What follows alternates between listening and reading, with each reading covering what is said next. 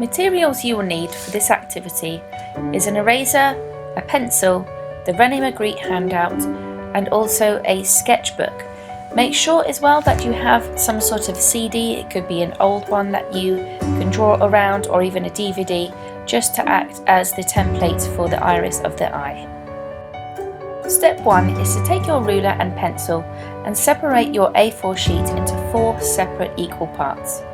Next, take a CD or DVD, put it in the centre and draw around the outside and inside so that acts as the shape of your iris of the eye. Here we're just using this grid line and we're going to connect the parts of the eye that need to be connected, almost to the shape of a lemon, if you can imagine a lemon sitting on its side, or even an almond shape. Next we're going to draw a C shape and sort of add a little bit more of a curve. As I said, it's more of a lemon shape that we're aiming for. After that we're going to draw the lower lid, as you can see that I've done here, and then the upper lid.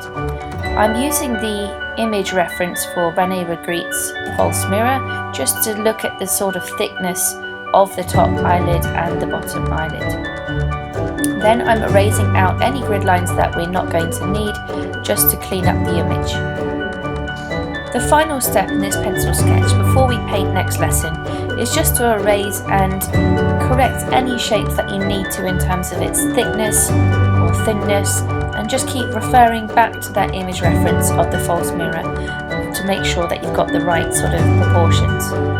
Here I can see that I need to make the pupil a little larger, so I just map out the rough sort of size that I want it to be. Ensure that the lines you draw are not too light and not too dark, and make sure that the top of the CD is partially covered by the top eyelid. Once your basic sketch is complete, you can stick in the Rene Magritte handout from Firefly and then be ready for next week for painting,